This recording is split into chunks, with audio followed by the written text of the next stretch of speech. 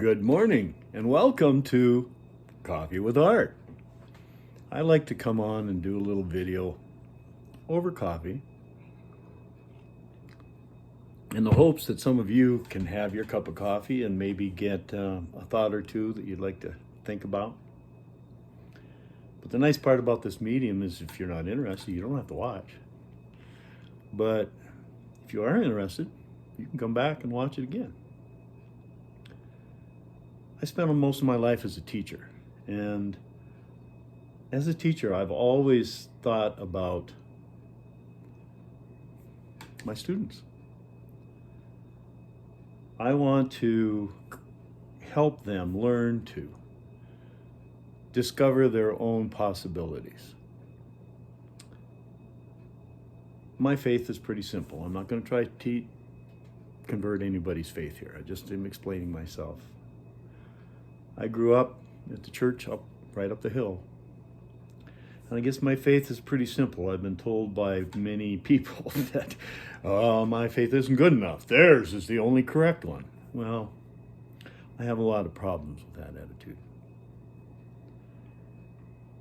Because Jesus said, love one another, not love doctrine. But that seems what people want to do. And I have a problem with that, especially when it divides the country I love. We, the people, in order to form a more perfect union, right there is the whole purpose of the Constitution, right at the start. And I would like people to ask themselves, what has happened to that more perfect union? If it's not obvious to you that the two parties have divided us and ended the unity, not the union yet, but the unity is gone. And many people don't understand that it's gotten so bad that the two-party system can solve absolutely nothing. The best that can happen is one party will get in control, and when you have the majority, you push things one direction or the other. I don't care which. It's ridiculous. Look at what happens each time there's a change in administration, a change in the majority. They undo what the other side always did. So we swing back and forth, never forward. But as a teacher, what I think about, and this is why I feel so strongly about limitation of terms, we need to have a discussion about how to limit terms and do it. The political parties never will. They have no motivation to. They're doing very well, thank you. They go to Washington merely rich, most of them, and they come home very rich. Why would you want to change? Why not just continue battling the evil Democrats if you're a Republican and battling the evil Republicans if you're a Democrat? But what good does it do? None. They can't solve anything. And if they do solve it, it's going to be undone the next time around. Why do you support this system? And I know there's many people out there who have taken jobs with the military or with the government, and they took a pledge to defend the Constitution.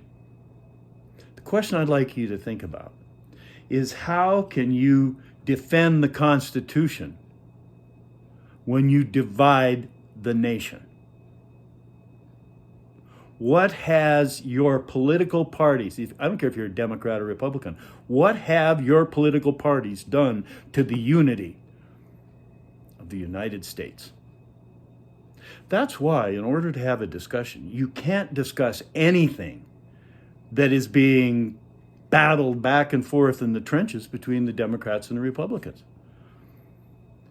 I think about a friend of mine that was just, oh yes, this is my opinion and I'm so strong about it. Well, this individual is pretty well hooked on the political cocaine in that particular trench. Because Yes, you have accepted it as your opinion. However, if your opinion is exactly the same as thousands of people across the country, actually millions of people across the country, is it really your opinion? Or have you been indoctrinated and you have accepted it as your own? To me, the answer is obvious. But I do understand that people who are hooked on the political cocaine are just the same as any other addiction. Their thought processes have been altered. And it's sad when I see Americans hate other Americans for a difference in the point of view. That to me, I think the founders, all of them, roll in their graves. How is it that they wanted to make a land of the free? Yet how free are we if only two points of view are allowed? And if you're in a trench, only one. Because if you're entrenched on either side now, I don't care if you're a strong Democrat or a strong Republican, you are entrenched. You spend the majority of your time trying to defeat that evil, not equal, evil other trench.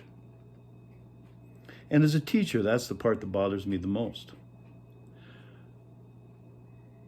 Where are our best and brightest young people going to be? As I get old, I want to have our best and brightest go into public service to be the leaders of the next generation. And how can the next generation get that experience when people have been there for 50 years? To me, it's absolutely disgusting that we had a 74 and a 78-year-old running for president. That's disgusting.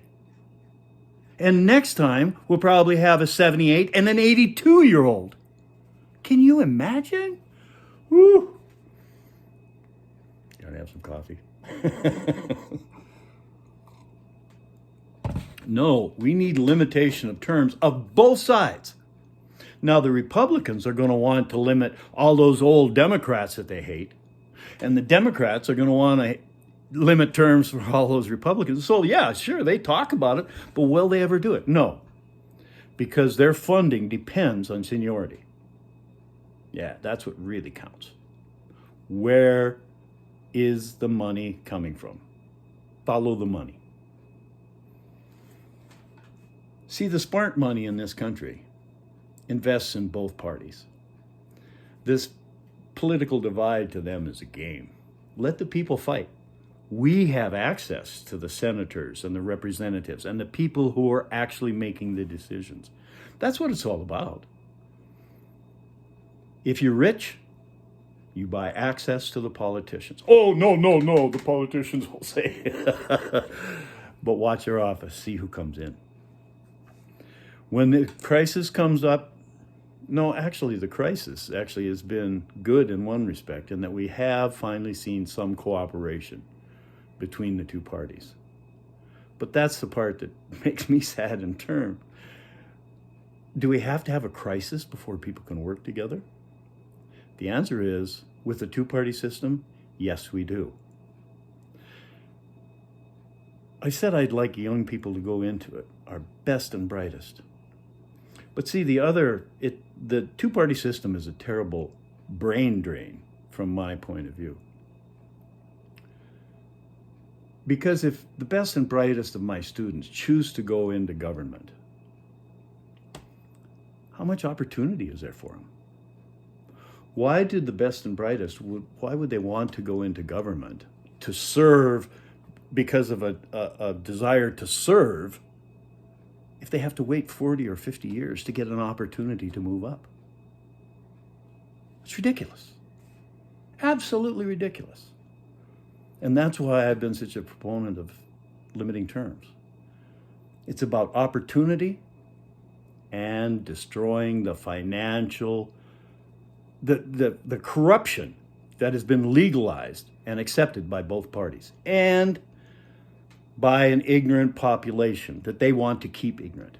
See, both the Democrats and the Republicans don't want independent thought. They don't want you to think for yourself. They want you on the bandwagon. It's that simple. It's that simple. So they take their portion of the truth and make it the whole truth. And the other side has a portion of the truth and they make that the whole truth. I got news for you. Most issues, most of the time, the truth lies between the two extremes. But we can't go there. It's all or nothing. Either this side has to win or this side has to win. We can never work together. I just realized working together and praying have something in common, don't they? Well, anyway, same as usual. I hope to generate some thought.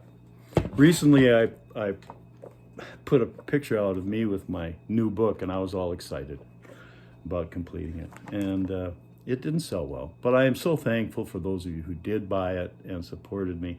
But I really hope that you found something in here that caused you to think. That's what it's all about, from my point of view.